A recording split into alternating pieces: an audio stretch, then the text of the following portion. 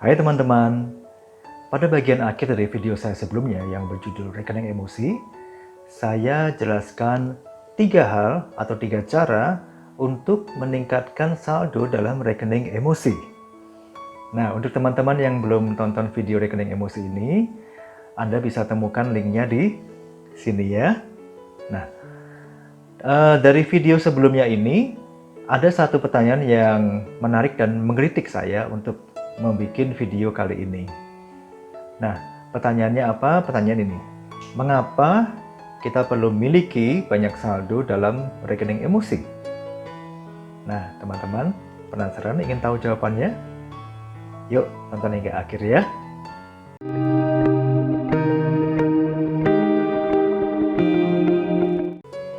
Selamat datang di channel ini. Di channel ini, saya membahas banyak hal yang menarik sehubungan dengan pikiran dan emosi. Jika teman-teman memiliki ketertarikan yang sama, Anda boleh segera like, subscribe, dan aktifkan loncengnya ya. Jadilah yang pertama untuk dapatkan update dari channel ini. Saya juga ucapkan terima kasih untuk semua teman-teman yang sudah berikan apresiasi dan dukung channel ini. Sekarang kita kembali ke pertanyaan sebelumnya ya. Mengapa kita perlu memiliki banyak saldo dalam rekening emosi? Nah, jawaban dari pertanyaan ini sebenarnya terkait erat ya dengan apa yang sudah kita bahas di video rekening emosi. Jadi kita berangkat dari sini ya.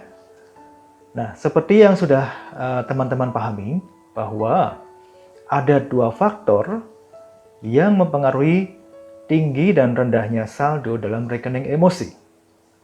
Nah, saya tidak akan mengulang mengenai hal ini karena saya percaya dan yakin teman-teman sudah pahami hal ini dengan baik, ya kan? Nah, namun pada dasarnya, pada saat seseorang itu mengalami suatu peristiwa atau pengalaman yang nyaman, yang menyenangkan, ya, pengalaman ini akan memunculkan emosi yang positif, ya. Dan pada saat emosi yang positif ini muncul, secara otomatis saldo dalam rekening emosi kita akan meningkat. Sementara sebaliknya, jika seseorang mengalami peristiwa yang kurang nyaman, kurang menyenangkan, ya, dan peristiwa ini memicu munculnya emosi yang negatif, maka secara otomatis pula saldo dalam rekening emosi akan menurun. Dengan pemahaman ini, kita janjian dulu ya teman-teman. Selama video ini, jika saya membahas mengenai banyaknya saldo, itu artinya kita membahas mengenai emosi yang positif. Jelas ya? Oke, sip. Nah, agar lebih mudah untuk teman-teman bisa pahami hal ini, saya akan ceritakan satu kisah yang menarik. Jadi begini teman-teman ceritanya. Beberapa waktu yang lalu, saya sempat saya sempat ngobrol dengan sahabat saya lewat telepon ya. Sahabat saya ini orangnya cantik dan ceria. Kita sebut saja Hani. Nah, Hani adalah seorang yang cukup memahami mengenai bagaimana cara kerja pikiran. Oleh sebab itu, dalam kesehariannya ia sudah sangat berhati-hati memilih dan memilah berita dan informasi yang ia baca dan ia dengar. Pada awal bulan Maret 2020, pada saat Indonesia mulai memasuki masa pandemi COVID-19 ini, Hani diminta oleh kantornya untuk membantu melakukan koordinasi dan antisipasi penanganan dari COVID-19. Sesuai dengan tugas barunya ini, mau tidak mau, Hani harus mencari berita informasi ya dari berbagai macam website. Dia juga join dengan berbagai macam WA group dari teman-temannya ya untuk mendapatkan informasi sebanyak-banyaknya mengenai COVID-19 ini. Dan aktivitas ini tanpa ia sadari membuat pikirannya menyerap banyak sekali informasi mengenai COVID-19. Mulai dari bagaimana penyebarannya, lalu masa inkubasi dalam tubuh manusia, indikasi atau gejala yang dirasakan oleh pasien yang positif terkena COVID-19, bahkan sampai bentuk, warna, dan penampakan dari COVID-19 ini. Waduh, ya. Siapa dari teman-teman yang juga melakukan hal ini? Saya salah seorang di antaranya. Tapi itu dulu. Nah, informasi yang Hani baca setiap hari ini secara perlahan-lahan mulai masuk dan tersimpan dalam pikiran Hani, ya, dalam memori di pikiran bawah sadarnya. Tahukah teman-teman, menurut para pakar neuroscience, suatu informasi yang kita terima, suatu aktivitas yang kita lakukan, ya, hal ini akan menyebabkan terjadinya komunikasi antar sel otak atau neuron.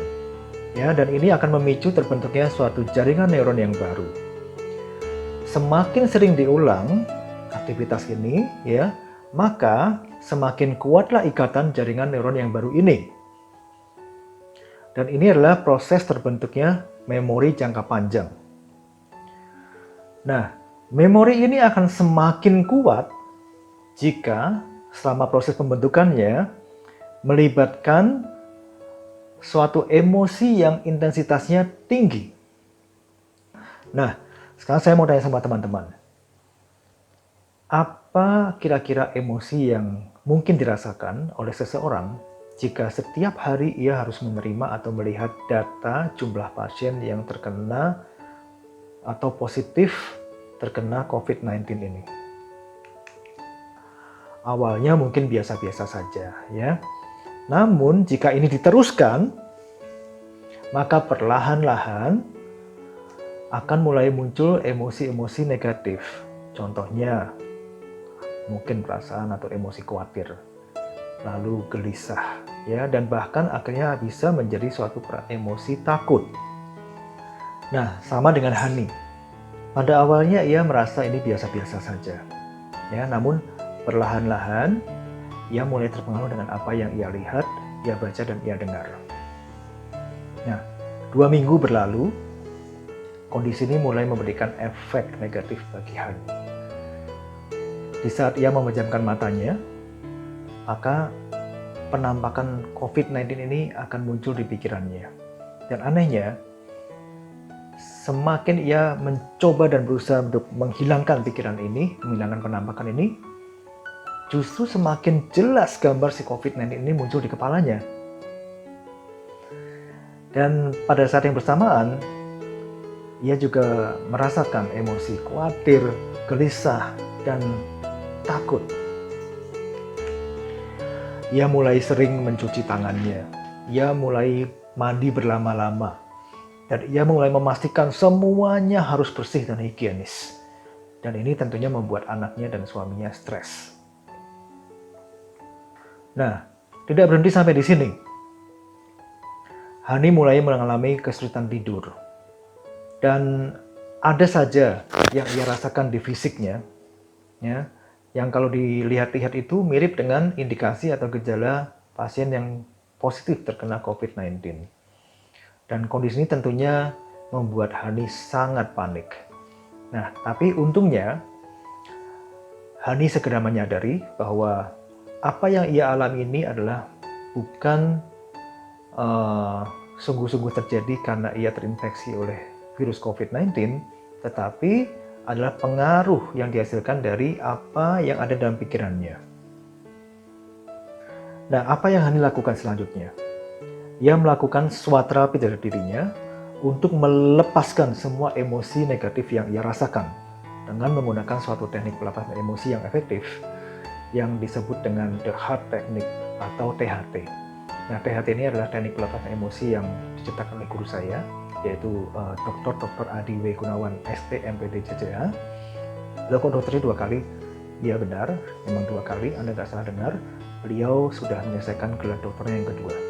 Nah, kembali lagi ke Hani ya.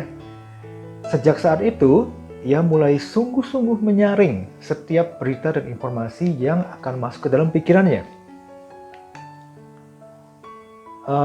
Ia mulai banyak mengisi pikirannya dengan berita-berita yang positif. Ia sungguh-sungguh sekarang memilih mana berita yang perlu ia baca dan mana berita yang tidak perlu ia baca. Ia mengurangi membuka video-video yang ia terima dari teman-temannya di WA Group. Dan ia hentikan aktivitasnya yang selama ini ia lakukan, yaitu mencari berita-berita yang sehubungan dengan COVID-19 ini. Ia kemudian menambah porsi waktunya untuk bermain dengan anaknya.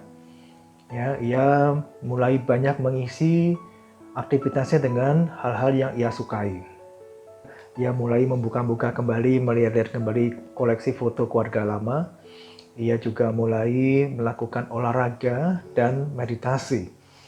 Nah, dengan demikian, emosi positif dalam dirinya mulai meningkat. Saldo dalam rekening emosinya juga mulai meningkat. Lalu apa yang terjadi kemudian? Perlahan-lahan Hani mulai merasakan ya, di saat ia menutup matanya, penampakan COVID-19 sudah tidak muncul lagi. Dan ia juga dapat merasakan bahwa apa yang ia rasakan dalam tubuhnya selama ini perlahan-lahan mulai luntur ya, dengan semakin banyak emosi positif yang membanjirinya. Ya, tidak butuh waktu yang lama. Sejak saat itu emosi positif ini mempengaruhi pola pikirnya untuk membentuk pola pikir atau bentuk pikiran-bentuk pikiran yang lebih positif, dan ini membuat Hani lebih happy, lebih tenang, dan kembali ceria seperti dulu. Keren ya? Loh kok bisa? Gini teman-teman, saat Hani mulai mengubah aktivitas yang ia lakukan dan menghasilkan emosi yang positif, maka otak akan menghasilkan bentuk pikiran yang positif pula. Bentuk pikiran yang positif akan membawa Hani kepada pengalaman yang lebih positif, ya. Dan pengalaman positif ini akan memberikan Hani emosi positif yang lebih banyak lagi. Dan emosi positif ini akan mempengaruhi Hani secara fisik. Nah, keterkaitan antara emosi dan fisik ini biasa saya jelaskan pada saat saya membawakan seminar atau workshop.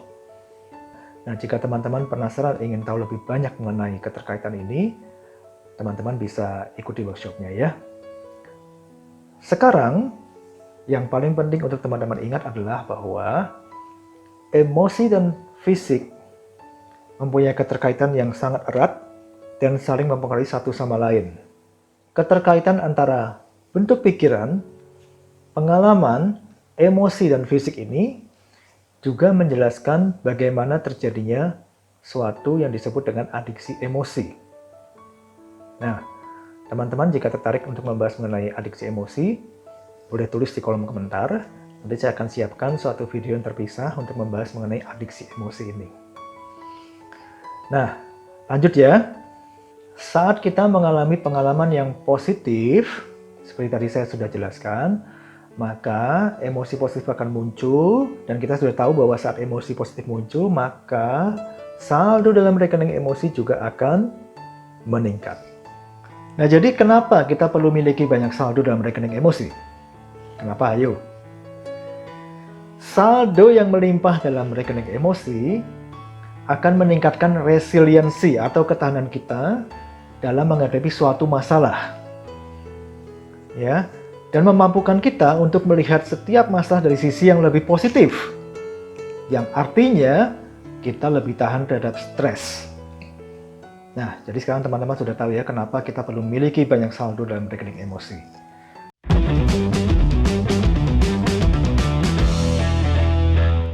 Jadi teman-teman, yuk terus tingkatkan saldo dalam rekening emosi kita. Terima kasih sudah tonton video ini hingga akhir. Ingat untuk like, subscribe, dan aktifkan loncengnya ya. Jadilah yang pertama untuk dapatkan update dari channel ini. Kita ketemu lagi di video selanjutnya bersama saya Roni Gustendro. Sampai jumpa.